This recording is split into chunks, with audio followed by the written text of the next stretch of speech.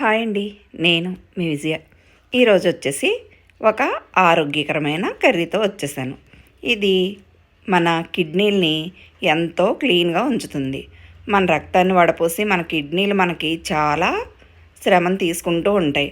వాటి శ్రమను తగ్గించి కిడ్నీల ఆరోగ్యం బాగా ఉండాలంటే ఇలాంటి కర్రీస్ అప్పుడప్పుడు తినడం వల్ల మన కిడ్నీలు నీళ్ళతో కడిగినంత శుభ్రమవుతూ ఉంటాయి.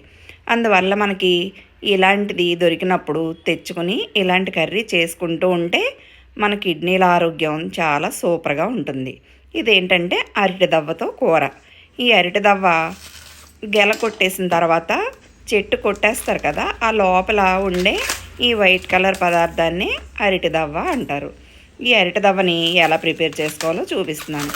కొంచెం ఇది కట్ చేసుకోవటం చాలామందికి తెలీదు, అందు గురించి కొంచెం వివరంగా చూపిస్తున్నాను. లాంగ్ ప్రాసెస్ అనుకోవద్దు. ఇలా అరటి దవ్వను తీసుకుని పైన ఈ డొప్పల్ని మనం కార్తీక మాసంలో దీపాలు కూడా వదులుతాం కదా, అవన్నీ తీసేసి లోపల ఇలా మెత్తటి పదార్థం ఉంటుంది, ఆ పదార్థాన్ని మాత్రం తీసుకోవాలి. ఇప్పుడు ఆ పదార్థాన్ని ఇలా రౌండ్గా కట్ చేసుకుంటూ, ఇలా కట్ చేసేటప్పుడే మనకి దీనిలో దారాలు లాంటి పదార్థం వస్తుంది. చూడండి, ఇప్పుడు చూపిస్తున్నాను. ఇదిగో ఇలా లాగితే ఇలా లోపల దారాలు లాంటి పదార్థం ఉంటుంది. దాన్ని ఇలా వేలుకు చుట్టుకుంటూ ఇలా లాగితే అందులోది మొత్తం వచ్చేస్తుంది అనమాట. చూస్తున్నారుగా, ఇలా ఈ దవ్వలోది కూడా ఇలా లాగి పీచు లాంటి పదార్థం వస్తూ ఉంటుంది. దాన్ని లాక్కుంటూ ఇలా రౌండ్గా ముందుగా ఇవన్నీ శుభ్రం చేసుకుని ఇలా లాగి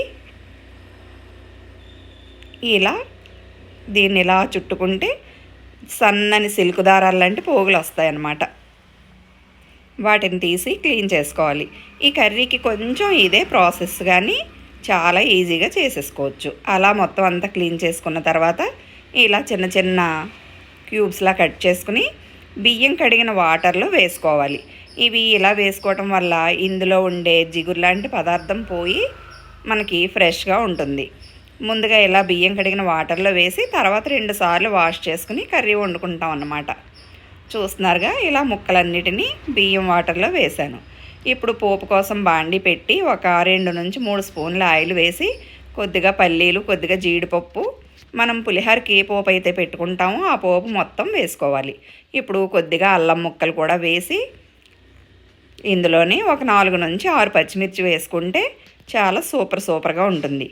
పులిహోర పోపు అంటే అందరికీ తెలిసిందే కదా, పల్లీలు, శనగపప్పు, మినప్పప్పు, ఆవాలు ఇవన్నీ వేసి వేగిన తర్వాత పచ్చిమిర్చి, అల్లం కూడా వేసి పోపుని ఇలా దోరగా వేయించుకుని ఇప్పుడు ఇంగువ కూడా వేసుకుని పోపుని బాగా వేయించుకుని అందులోనే పసుపు కూడా వేశాను నేను. ఇప్పుడు ఈ ముక్కల్ని 2 నుంచి 3 సార్లు కడిగి పక్కన ఉంచుకున్నాం కదా, ఈ ముక్కల్ని ఈ పోపులో వేసి ఇలా ఫ్రై చేసుకోవాలి. ఇందులో వేరే వాటర్ వేసి ఉడికించవసరం లేదు. ఇందులోనే ఉప్పు కూడా చల్లితే ముక్కల్లోకి బాగా పడుతుంది. ఉప్పు కూడా చల్లి ఇలా పోపులో ఒక 2-3 సార్లు వేయించుకుని మూత పెట్టి ఒక 5 నుంచి 8 నిమిషాల పాటు మగ్గనివ్వాలి. మధ్యలో కలుపుకుంటూ ఇలా మొత్తం మగ్గనివ్వాలి. ఈ ముక్కలు ఈ వేడికి మగ్గిపోతాయి అన్నమాట.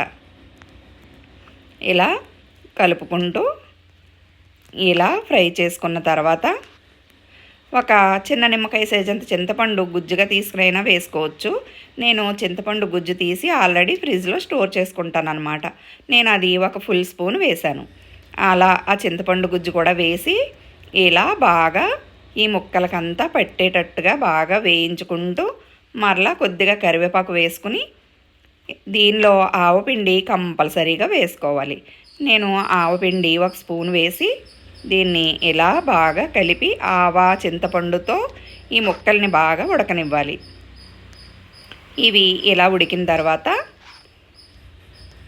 స్టవ్ ఆఫ్ చేసి డిష్ అవుట్ చేసుకుంటే ఆవ పెట్టి అరటి దవ్వ కూర రెడీ.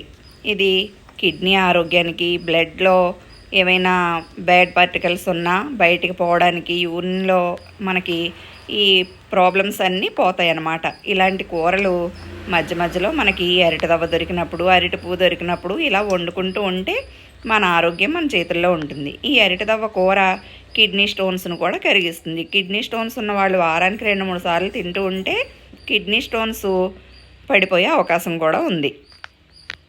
కాబట్టి ఇలాంటి ఆరోగ్యకరమైన కూరల్ని అప్పుడప్పుడు తింటూ ఉంటే మన ఆరోగ్యం మన చేతుల్లోనే ఉంటుంది. నా వీడియో మొత్తం చూసి నచ్చితే లైక్ చేసి, షేర్ చేసి, సబ్స్క్రైబ్ చేసుకోండి. దీన్నే కొంతమంది అరటి తోట అని కూడా కర్రీని ప్రిపేర్ చేసి మీకు ఎలా వచ్చిందో కామెంట్ బాక్స్లో కామెంట్ కూడా చేయండి. వీడియో చూసిన వాళ్ళు ఒక లైక్ ఇస్తే మాకు ఎంతో ఎంకరేజ్మెంట్గా ఉంటుంది. థ్యాంక్ యూ అండి.